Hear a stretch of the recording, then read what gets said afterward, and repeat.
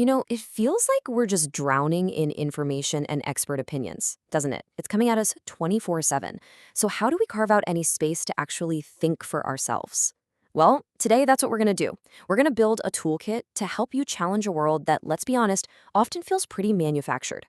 It seems like we're lurching from one crisis to the next, and every single time, there's a line of experts ready to offer the solution. But if you start to look a little closer, you see a pattern, right? The solutions almost always involve more control, not less. I mean, take something like central bank digital currencies or programmable money. The sales pitch is all about convenience, how easy it'll be. But the core feature, the whole point, is the technical ability for centralized control. We're talking about a world where your transactions could be limited, tracked, or maybe even blocked. And then you've got these slippery slips, this pipeline from incentive to mandate. It starts out as a gentle nudge, Hey, why don't you get a heat pump or use this feed additive for your cattle? But before you know it, that friendly suggestion becomes a requirement. And on some of the really big, complex issues? Well, on those, we're just told the debate is over. That's it. The ideas are settled. They become a kind of dead dogma that you're just not supposed to question or even look at too closely anymore. So, this leaves us with a huge question, doesn't it? When all the experts seem to be on the same page, what's left for us, for our own individual reason? Are we just supposed to nod along and accept it? Is the discussion really over? To figure this out, to find the tools we need, we've actually got to go back in time. Believe it or not, the key lies in the 19th century, with one of the most powerful arguments for intellectual freedom ever written. The philosopher John Stuart Mill, he wasn't just worried about some king or a political dictator. No, he was worried about something way more subtle, and honestly, maybe even more powerful. He was worried about social control. He gave it a name, the tyranny of the majority. And this isn't about laws being passed in a parliament building. It's a social force, a pressure to conform that can get so deep into our lives that, as Mill put it, it can enslave the soul itself. So Mill, he drew a line in the sand. It's called the harm principle, and it's brilliantly simple. It says the only time power can be used against you is to stop you from harming someone else. The idea that it's for your own good? Nope, not a good enough reason. That's it. Okay, so Mill's ideas aren't just some dusty old philosophy. They are an incredibly powerful lens for understanding what we might call the consensus problem that we face every single day. He made this absolutely fascinating point.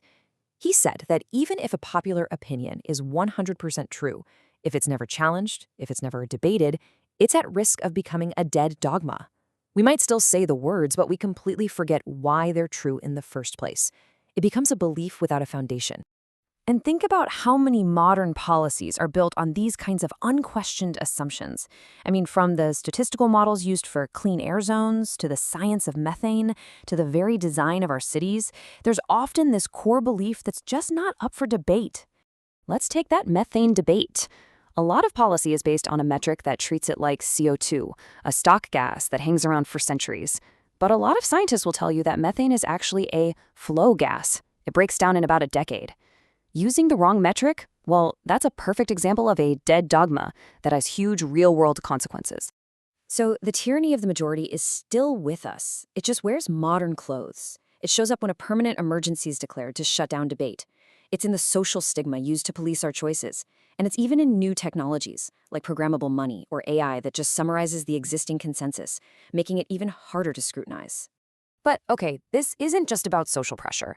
Mill's warning connects to an even deeper problem, the simple, fundamental limits of what any single group of experts can ever truly know.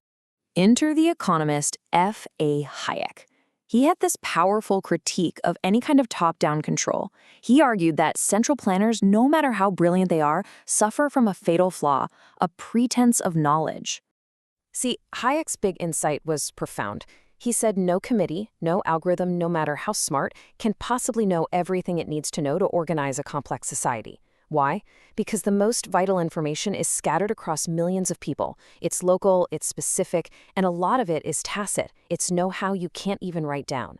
It's coordinated by the price signals in a free market.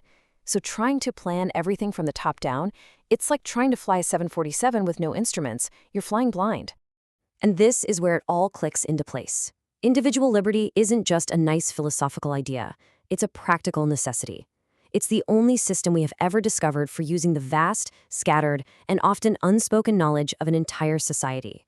So, okay, we're up against these really powerful forces.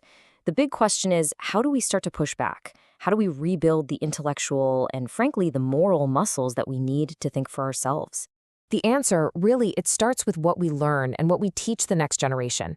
A real path forward means restoring two forgotten pillars. First, a deep understanding of the economics of freedom.